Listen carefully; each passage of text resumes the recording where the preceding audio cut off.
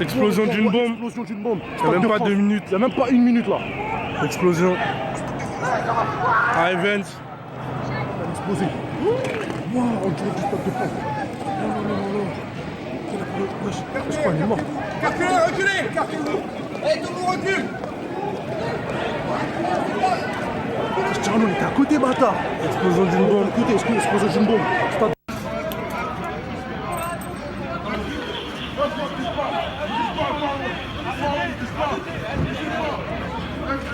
Monsieur, qu'est-ce qui s'est passé? Il y a eu un attentat. Comment ça s'est passé?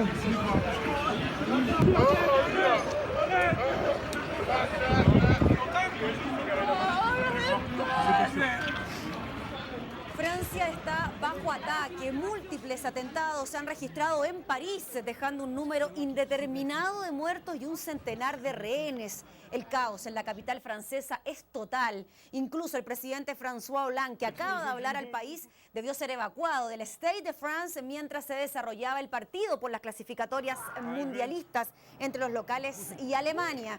Porque esto es noticia. Vamos a analizar lo que está ocurriendo en la capital francesa. Nos acompaña el ex embajador y analista internacional de la Universidad Central y Diego Portales, Samuel Pedro de Valdivia. Ahí me corrige entonces el profesor. Bueno. Muchas gracias, Samuel Fernández, por acompañarnos. Encantado de estar, pero en el pésimo momento en que está Francia y el que está atravesando buena parte de Europa. No sabemos la verdadera dimensión. Son noticias, como ustedes llaman, en desarrollo. Pero lo que se puede hablar es que se trata de un ataque muy organizado, muy cruel y en distintos lugares, que ha dejado muchos muertos, indeterminados por ahora, pero además rehenes. Y conociendo el accionar de los que se suponen podrían ser los autores, vale decir, este Estado Islámico o alguna ramificación parecida, la figura es complicada. Francia no había adoptado desde hace muchísimos años, prácticamente desde la guerra, un cierre de frontera. Y fue lo que anunció precisamente absolutamente, el presidente y un François estado de emergencia nacional. El plan de alerta roja se implementa. Así es. Eso significa que hay medidas que se añaden a las otras que son las normales, pero que en este caso tiene una significación muy particular. Hay muchos lugares en Francia que son muy simbólicos y están atacando al parecer lugares simbólicos. Vale decir, lo que más representa Francia y lo que más representa París está bajo ataque. Dicen que hay tiroteos en Le Halles, hay tiroteo en el centro Pompidou, cerca de las cercanías del Louvre. O sea, hay una situación muy complicada allí, pero se activó este protocolo de seguridad que tienen para la protección de los grandes museos nacionales. 200 soldados han sido desplegados en la capital, el Gala, luego de estos 6 tiroteos, 3 explosiones que fueron calificadas ya como atentados terroristas por parte de la autoridad. Unámonos con sangre fría frente al terror. Declaraciones del presidente francés, ¿cómo se puede interpretar esa palabra, reacción inmediata por parte de las Fuerzas Armadas francesas, por ejemplo? Absolutamente, porque ellos tienen un sistema de seguridad muy de penetración, muy de conocimiento, muy de inteligencia. Pero ahora se están viendo enfrentados a algo que el presidente Obama calificó ataque. O sea, es una situación distinta. Cuando hay un ataque, hay una fuerza que ataca. Y esta fuerza se trata de algo muy complicado, porque no se puede parlamentar con esta gente. Esta gente, su objetivo es morir matando a la mayor cantidad de gente que pueda encontrar. Bueno, porque así se supone que van directo al cielo. Por Dios, esto es la fórmula. No, y profesor, además contarles que a través de redes sociales como Twitter, militantes del Estado Islámico celebran precisamente lo ocurrido en París. ¿Es 100% corroborable que es el Estado Islámico el autor de estos atentados? Da la idea que por el alcance, por la planificación y por la determinación, más con hechos que son coexistentes. Por ejemplo, hoy mismo se anunciaba hace pocas horas atrás, con mucho bombo y con mucho festejo por parte de Gran Bretaña y de Estados Unidos, la acción conjunta que habían hecho para matar al, llamémosle, el verdugo, este inglés, que asesinó frente a las cámaras a todos los periodistas y les cortó el cuello. Y lo habían seguramente parece con bastante confirmación, lo habían matado en un atentado con un dron y le habrían lanzado un par de misiles. Bueno, ¿esto es respuesta? No, no es una respuesta inmediata. Lo que pasa es que esto está planificado. Y esto debe haber estado planificado hace mucho tiempo. Y tiene que ver, profesor, con esta alianza que se ha formado en Europa con Estados Unidos para enfrentar al Estado Islámico. ¿Esa es la reacción inmediata por parte de estos grupos terroristas? Es que aquí no cabe, yo diría, no hay una acción-reacción muy directa. Aquí hay una planificación que está hecha desde hace muchísimo tiempo. ¿Que tiene relación también con lo que conocimos de Charlie Hebdo en Por supuesto, enero pasado? no hay duda. Hay una cierta consistencia en estos ataques. Primero, se vuelve a atacar siempre los mismos sitios. Esto es algo interesante. Lo vimos en las Torres Gemelas, porque el edificio, el World Trade Center, había sido atacado previamente hasta que lo lograron. Acá dijeron, ustedes hicieron una reacción, vino mucha gente, hay una reacción mundial. Pues nosotros estamos en contra de ustedes y volvemos a atacar el mismo sitio. Y han insistido en el ataque en París. Esto tiene que alertar a todo el mundo porque aquí no hay fronteras para ese tipo de ataque. Ahora, se tratan de ataques suicidas, lo cual es muy difícil de anticipar porque toda persona puede ser un suicida potencial, causando el mayor daño posible. Profesor, ¿se pueden esperar otros ataques en otras capitales europeas, pensando, por ejemplo, en Londres como uno también de los países que en alianza con Francia enfrentan al Estado Islámico? No se puede descartar absolutamente nada, porque ellos tienen un objetivo muy claro. El objetivo es cuanto infiel puedan atacar, lo van a atacar. Ahora, la reacción es, ¿quiénes me atacan a mí? Y está sucediendo algo que hay que decir en positivo. Se supone que el sector en Siria está siendo bastante detenido. Los aprovisionamientos que habían a través de Siria hacia el sector en Irak, dominado por este Estado Islámico, han cortado las víveres y las comunicaciones. De suerte que tenemos una situación que hay una respuesta, pero una respuesta en activar células que no podemos saber de qué origen ni de qué nacionalidad, porque pueden haber hasta franceses, ha sucedido, por eso digo, y en ese sentido puede haber una reacción aún mayor dependiendo dónde han querido atacar. Y la reacción mayor, profesor, también podría venir por parte del gobierno de Bashar al-Assad. De alguna manera hemos conocido estas alianzas bastante extrañas por la demás entre el gobierno sirio y los gobiernos europeos para enfrentar al Estado Islámico. ¿Podría haber ahí alguna reacción, algún tipo de masacre? Estamos en un escenario distinto y tú tocas un punto muy serio.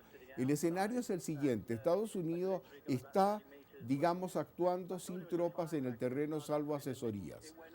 Gran Bretaña no ha podido actuar porque el Parlamento le ha dicho al ejército británico, usted no está autorizado para actuar en Siria.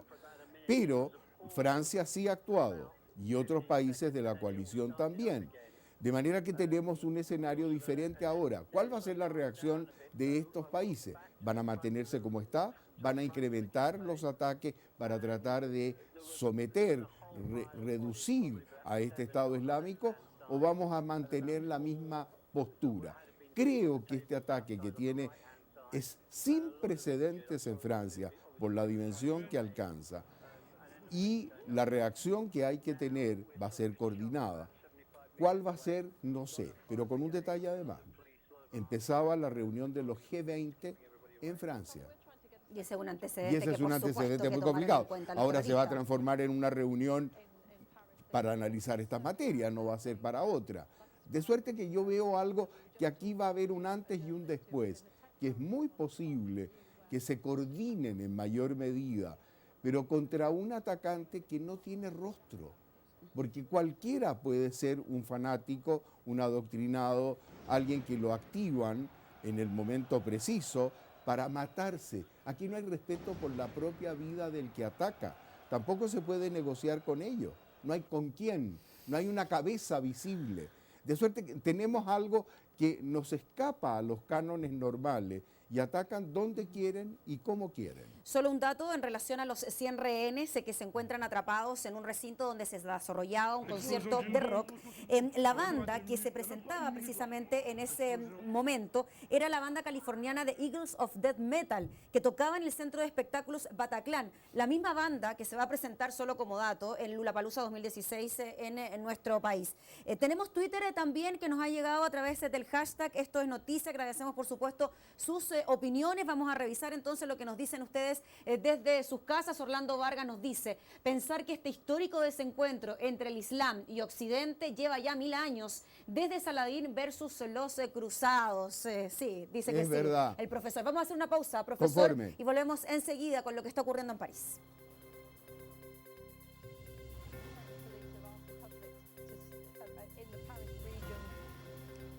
Estamos con el profesor Samuel Fernández, analista internacional de la Universidad Central y de la Universidad Pedro de Valdivia, analizando lo que está ocurriendo en estos momentos en París. Profesor, usted me decía un dato muy importante en comerciales. Mencionábamos lo que ocurría con este centro de eventos donde se realizaba un concierto de rock, donde hay 100 personas de rehenes. Hay también ahí una interpretación de lo que ocurrió. Así es, hay simbologías en los ataques que ellos hacen. Por ejemplo, conversábamos que la música está prohibida, mucho más el rock, de manera que no hay ninguna posibilidad de que los músicos pudieran, entre comillas, poder actuar en alguno de estos países que tienen esta sharia islámica aplicada en su forma más estricta. Luego, toda simbología que tenga una relación directa con el mundo occidental, con lo que el auditor decía muy bien, con los cruzados, puede ser atacable. Además, esto no tiene una dimensión, llamémosle normal. No hay un enemigo con el enemigo clásico que normalmente se puede tener en un combate con enemigos en cualquier lugar del mundo. Aquí el enemigo es cualquiera. Ellos odian, en primer lugar, al que más odian es al musulmán que no tiene la misma idea de ellos. Después viene el resto, donde están los demás. El que no cree es un adversario, el cristiano, el judío, el agnóstico, todos son enemigos, porque ellos piensan que Alá, en este sentido, los fanáticos, evidentemente aquí no estamos hablando del Islam en general, son este grupo fanatizado de manera muy particular. Ellos piensan que la única manera en que ellos conquistan su redención y se van directamente al cielo es llevándose consigo y matando a la mayor cantidad de estos infieles posibles.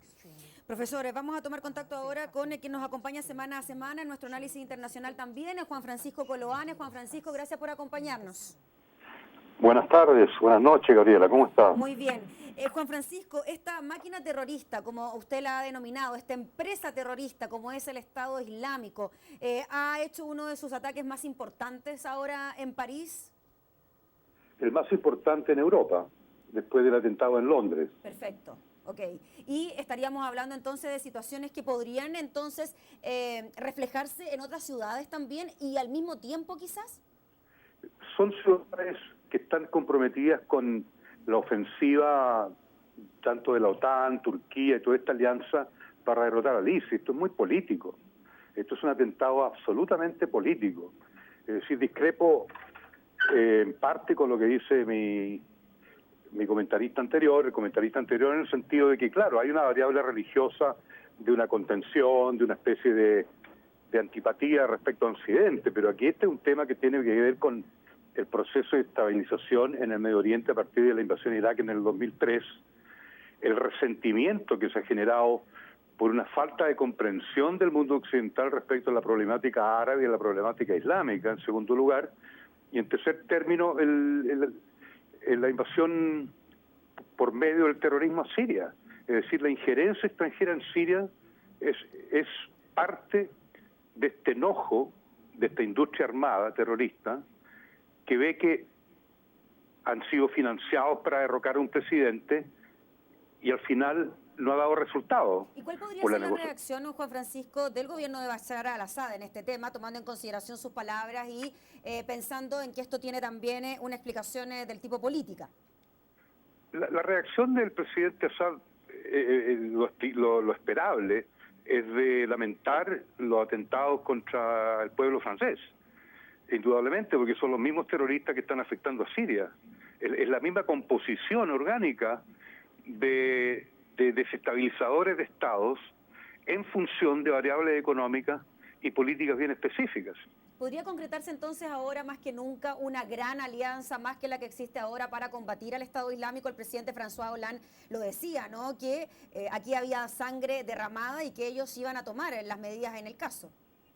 Es una muy buena pregunta porque implica y sugiere una reflexión, la suya, en el sentido de que tiene que haber una disposición universal a partir de Naciones Unidas fundamentalmente de detener el financiamiento del terrorismo, porque el terrorismo es financiado, no es una cuestión espontánea de una cruzada religiosa en contra del cristianismo, en contra del judaísmo, o en contra de la cultura occidental. Esta es una postura política que está financiada, que tiene que ver con las compañías transnacionales, tiene que ver con el petróleo, tiene que ver con variables económicas. Muy bien, pues Juan Francisco, le agradecemos también por sus impresiones, que esté muy bien, nos reencontramos pronto. Muchas gracias a ustedes. Gracias. ¿Tiene de todo esto? Político, No hay religioso, económico, rencillas del pasado, rencillas actuales también. Ninguna duda, Juan Francisco tocaba algo que es verdaderamente lógico. La acción política siempre está detrás, es una manifestación, pero por el tipo de ataque, por la manera en que fue planificado, por las condiciones que vamos a ver, todavía estamos en que no sabemos todo. El hecho de si van a tener o no van a tener rehenes, si se puede o no se puede negociar con ellos. Los políticos por esencia negocian, los fanáticos religiosos nunca. Vamos a verlo. Por eso aquí hay problemas de Por negociación. eso que yo le no veo un existen. trasfondo que es más por esta vía de un fanatismo de otro nivel que algo político. El político busca ganar a un adversario político, pero cuando lo gana, él se empodera y somete a los demás, pero él quiere sobrevivir. Acá estamos viendo gente que se mata, se estalla. Entonces, pienso que hay otros componentes sin descartar, que pueden haber muchos más y a lo mejor impensados, pero los tenemos. Profesor, bueno, estamos revisando la última información antes de la pausa. 7 explosiones y ataques en lugares distintos y lamentablemente se escuchan 5 explosiones y también disparos desde la sala de conciertos Bataclan, donde todavía hay 100 personas de rehén. No sabemos lo que va a ocurrir con esas personas. Esperemos que pueda tener todo un muy buen resultado. Hacemos pausa y volvemos enseguida con el profesor Fernández analizando lo que está ocurriendo en París. Chacun essaie de mettre la main au fait que c'était des pétards, tout simplement parce qu'on ne dit pas que ça va arriver ce soir juste à côté de nous. Et en fait, au bout d'un moment, on a commencé... Ya se confirma que una de las explosiones cerca del Stade de Francia fue un atentado suicida. Y además, ahora es la canciller alemana Angela Merkel quien se mostró profundamente conmocionada con los atentados ocurridos en París. Recordemos que ya hace algunos momentos escuchábamos al presidente de Estados Unidos, Barack Obama, solidarizando también con los franceses.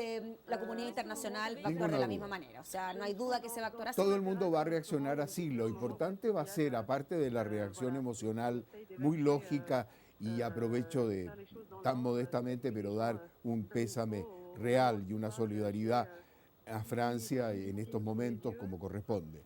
Pero también hay que pensar cuáles van a ser las medidas que van a adoptar. Si van a adoptar medidas de seguridad a nivel europeo, si se va a endurecer, si esto va a hacer una mayor coordinación de los servicios de inteligencia. ¿Qué va a pasar con los inmigrantes? Que es una situación que viene precisamente de esas regiones. Y que están precisamente en estos países también. Absolutamente, y afectados porque ellos son la primera fuerza que está combatiendo, si es que todo se confirma, y es efectivamente del Estado Islámico. Y además, profesor, nos informan también que a esta hora se estaría produciendo el asalto en esta sala de conciertos. Habría ingresado la policía ya a este lugar y por eso es que se escuchaban ciertos disparos y detonaciones dentro de la sala Bataclan en el centro de París. Vamos a tomar contacto precisamente con París. Allí nos espera Florent Sardou, un analista internacional de Francia, y nos perdonará también la pronunciación de su nombre. ¿Cómo está, Florent? Muy buenas noches. Hola, ¿qué tal? Gracias por la invitación. Un gusto conversar con usted. Te quiero contar primero, solamente para lo que me están viendo, que no estoy en París, estuve hace 2 días, ahora estoy en el sur de Francia, pero voy a volver también en París en pocos días. Perfecto. Aclarando eso entonces, ¿cómo lo puede interpretar usted, estando allá en Francia, esta situación tan compleja para el gobierno de François Hollande y para la comunidad europea en general? Mira, estamos de alguna forma, efectivamente, ahora es la parte más difícil que comentar y que analizar, porque estamos al final comentando hechos que se están sucediendo. Todavía es difícil tratar de analizar y de profundizar la situación. Solamente es un hecho de que es un ataque terrorista, claramente. Es un ataque que tiene organización, que es coherente, preparado, que se parece en su modo de actuar mucho a lo que pasó en enero con Charlie Hebdo, pero todavía no tenemos reivindicaciones definitivas. Lo otro preocupante es que efectivamente muchos de los asaltantes todavía están en libertad, están en fuga, y frente a este escenario, diría yo, casi nunca visto hace muchísimo tiempo en Francia, se han tomado medidas realmente que yo creo que hasta mi papá no la había visto. La medida del estado de emergencia que decretó, por ejemplo, François Hollande es una medida muy fuerte que por primera vez apunta al conjunto del territorio nacional. Antes había sido decretado estado de emergencia, pero solamente para algunas partes del territorio y solamente 4 veces en 60 años, 70 años incluso. Y eso claramente da cuenta de la gravedad de esta situación. Exacto, la reacción, ¿qué se puede esperar por parte de la reacción de los franceses frente a este tipo de situaciones? Ellos siempre se han sentido muy seguros dentro de sus fronteras, pero con esto claramente la seguridad queda en tela de juicio. Mira, yo te puedo contar digamos lo que está viviendo mi hermano, que está viviendo en París, en un barrio que está muy cerca de los ataques. Y cuando supieron, que incluso escucharon el tiroteo, mi hijo estaba en una junta de familia en su departamento y inmediatamente decidieron que sus amigos se iban a quedar a dormir en la casa y que no iban a salir porque realmente el sentimiento, la sensación de inseguridad que se está sufriendo en París es muy fuerte y yo repito, se están tomando medidas que de verdad nunca se ha visto, incluso durante los ataques de enero de este año. Fíjate que la policía, o el presidente, mejor decir, permite a la policía de hacer cualquier tipo de allanamiento en cualquier domicilio de París, de la región de París.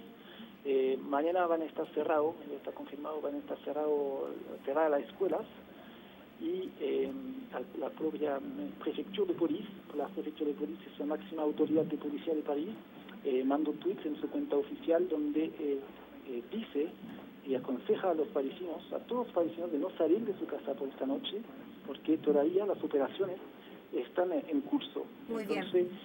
estamos en esto, en una situación un poco de estupefacción, en realidad.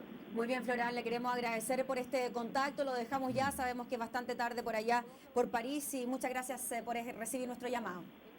Muchas gracias por tu invitación. Profesor, se cierran las escuelas, se le pide a las personas que no salgan de sus casas, se cierran las fronteras por primera vez desde la Segunda Guerra Mundial. Es una situación de gravedad extrema, ¿no? Absolutamente, y debe responder a algo que el gobierno, los servicios de inteligencia, saben que puede tener ramificaciones o podrían tener otros atentados, o es algo que está en pleno proceso y no ha terminado desgraciadamente con esto. Porque la medida tan extrema para un atentado terrorista de las características estas podría haber sido un París bastante bloqueado, pero han bloqueado las fronteras del país completo. Han tomado medidas como esta de decirle a la gente que no salga de su casa. Esto significa que hay algo mucho más.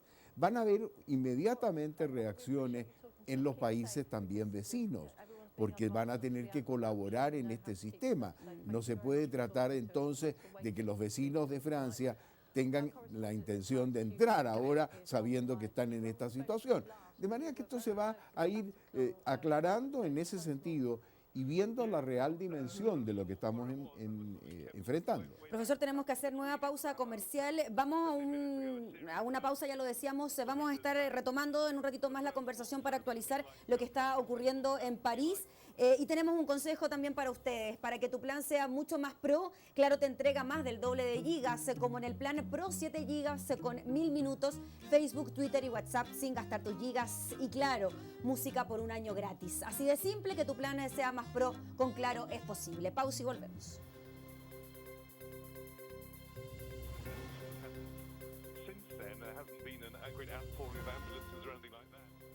La Teletón nos viste del mismo color, sonreímos y gritamos juntos de emoción y orgullo. Nos permite ir por todas partes entonando la misma canción. La Teletón es una larga cadena de voluntades que hacemos todos y que nos une a los chilenos. Recuerde, 27 y 28 de noviembre la Teletón la hacemos todos. Vamos con otro tema. La ministra Carola Rivas, que indaga la muerte y desaparición de Jorge Matute Jones, afirmó que todo apuntaría a que el universitario ingirió una cápsula de pentobarbital, un anestésico que se halló en los restos de Jorge tras el proceso de exhumación. Una investigación que ya se extiende hace 16 años y que ya tiene a los primeros sospechosos. Estamos con la mamá de Jorge, la señora María Teresa Jones. Muchas gracias, señora María Teresa, por acompañarnos. Muchas gracias a usted por invitarme. ¿Cómo recibe usted esta última información sobre esta pastilla? Más allá de la pastilla y de la inyección, yo creo que mi hijo no iba a tomar por voluntad una pastilla, ni él la iba.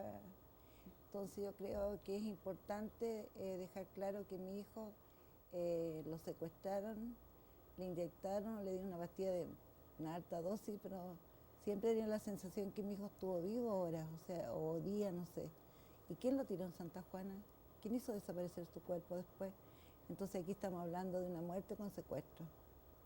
Entonces yo creo que aquí es importante, yo quiero como madre saber quién están involucrados en la muerte de mi hijo y quién están involucrados cuando lo llevaron a Santa Juana y me lo tiraron allá. Cuando se habla de sospechosos en la investigación, ¿usted tiene conocimiento alguno sobre aquellas personas que podrían estar involucradas? Bueno, la verdad, las cosas que la ministra Carola Rivas, yo la he dejado trabajar tranquila. Ella trabaja en secreto sumario, la he visto en 3 oportunidades, no ha sido un acercamiento con ella, pero tengo plena confianza que ella va a llegar a la verdad de mi hijo. Es una mujer que me gusta su trabajo, porque no puede ser, o sea, todo mal. O sea, yo le voy a hacer una crítica, como hizo la ministra hoy día, a ambas policías. Yo le voy a hacer una crítica también a ambos jueces que trabajaron en el caso de mi hijo. La señora Flora Sepúlveda y el ministro Rubilar, que dejó pasar los años, ni siquiera nunca pudo hacer una diligencia donde se le pedía. Siempre no, la negaba o tampoco, nunca me quiso recibir, tampoco nunca quiso aceptar que exhumara el cuerpo de mi hijo.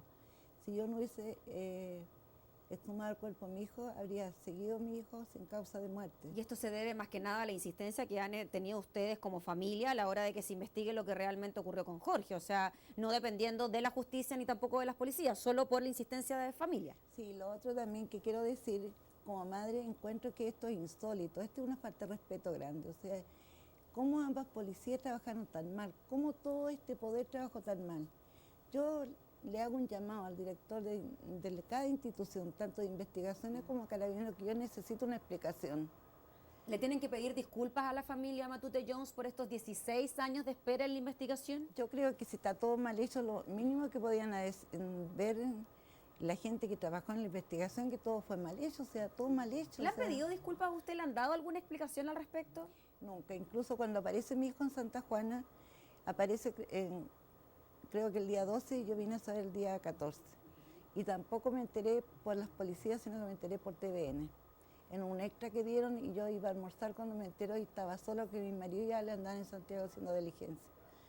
Entonces yo creo que en este momento como madre yo quiero la verdad.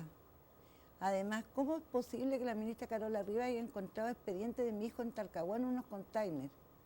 ¿Qué estaban haciendo esos expedientes? Ya siento que los expedientes tenían que estar en Concepción. Y es por eso que usted plantea e insiste en la tesis de que claramente hay terceros involucrados en este tema por los expedientes que se escondieron y porque el cuerpo finalmente también fue escondido y hallado en otro lugar. Por eso yo le digo, yo quiero una respuesta de ambas policías, caso ellos quisieron o hicieron mal la investigación o quisieron tapar el caso de mi hijo. Se lo digo como madre, se los pregunto. En todo caso, cuando mi hijo se desapareció, todavía no estaba el director general Cienfuegos, fue la persona que creo que fue más correcta que el resto. O sea, yo como madre siempre me di cuenta que no estaban bien las cosas y siempre cuando decía algo, o sea, no me escuchaban, pero yo ahora creo que es importante que se aclare el caso de mi hijo, y aunque sean estos 16 años de espera, porque yo también quiero que otras madres que están en el mismo caso, decir en mi país hay justicia, yo las voy a ayudar, y esta madre que ven aquí no va a bajar los brazos. Señora María Teresa, le agradecemos como siempre la disposición y la confianza que tiene para hablar con UCB Televisión Noticias y estaremos muy atentos a lo que pueda ocurrir con esta investigación. Y muchas gracias a ustedes por invitarme y decirle que ustedes han sido un apoyo muy importante para mí y darle un abrazo a toda la gente de Concepción y decirle a la ministra Carola Ría, ministra, no baje los brazos, ministra, siga trabajando, yo espero, pero quiero la verdad de mi hijo. Muchas gracias, señora María Teresa. Muchas gracias a usted. Retomamos lo que hemos estado revisando durante toda esta tarde, lo que ha ocurrido con los atentados en París. El gobierno de Chile ya se manifestó al respecto, expresando sus condolencias frente a este hecho, lamentando, por supuesto, lo ocurrido en París. Mientras tanto, la policía francesa realiza un operativo para liberar a las personas que aún se encuentran como rehenes al interior de Bataclan. Se han escuchado ráfagas de disparos al interior del recinto donde se realizaba este show musical. Tenemos opiniones de ustedes desde sus casas. No, tenemos un Twitter, claro, que nos llega urgente. Estado Islámico anuncia con el hashtag que las siguientes víctimas serán Roma, Londres, Washington tras París. Retomamos la conversación con el profesor Samuel Fernández. Profesor, este tweet que da a conocer el Estado Islámico sobre las siguientes víctimas, está en línea con lo que estábamos conversando, que es esperable que esto ocurra en cualquier lugar de Europa. Así es, pero además están buscando otro objetivo que es el principal de todo, producir terror, y lo están logrando. Desgraciadamente ese es el objetivo fundamental. Cualquiera sean las motivaciones, cualquiera sea el lugar, demuestran que pueden actuar donde y cuando quieran, más allá de la capacidad de los gobiernos, de los servicios de inteligencia, de las medidas de seguridad que se adopten. Porque el secreto, si son ellos, está en lo que conversábamos. El respeto por la vida del otro no existe, pero el respeto por la propia tampoco. Y ese es lo que marca toda la diferencia. Contra un suicida que es capaz de matar a todos los que le rodean, es sumamente difícil convencerlo, sumamente difícil reducirlo y evitarlo. Profesor, queríamos tenerlo al cierre de esta edición para que nos comentara precisamente ese tweet que veíamos en pantalla. Ojalá no sea así y no tengamos que lamentar más muertes ni tampoco secuestrados. Muchas gracias por acompañarnos durante toda esta emisión. Muchas gracias y espero que para la próxima con noticias de otro cariz. Más positivas, que esté muy bien. Muy amable. Nosotros nos despedimos agradeciéndole por estar junto a nosotros. Sigue la sintonía de UCB Televisión. Los dejamos con el mensaje cristiano del padre Erwin Prieto. Que esté muy bien. Esta mañana presencié un acto humano que me llevó a la reflexión. Un hombre con altanería se dirigió a una oficina y pedía un trato preferencial, también con un poco de falta de respeto. Y me acordé de un libro que alguna vez leí que se llamaba Nuestro amigo el ego. Sin duda, el ego nos traiciona muchas veces, el ego nos impide ser felices y por lo tanto es importante equilibrar nuestro ego, nuestro amigo el ego. El ego nos invita a tener más poder, el ego nos invita a tener siempre la razón, el ego nos llama a, de alguna manera, dominar a los demás. Qué importante es para nuestra vida personal y para las relaciones humanas que tenemos, dominar y equilibrar esos egos que están en nuestra vida y en nuestro corazón. Hay distintas maneras de trabajar esos egos. Una es impedir de que alguien entre en mi corazón con una ofensa, es decir, dejar pasar esa ofensa por mi corazón para que salga de mi vida. Si yo me quedo con esas malas palabras, si yo me quedo con esas malas actitudes en mi corazón, sin duda yo también voy a responder con esas malas palabras, con esas actitudes. Es un trabajo poder decir, yo no voy a permitir que tú me ofendas y por lo tanto voy a dejar pasar esa ofensa para que salga de mi vida, de mi corazón, de mi interior.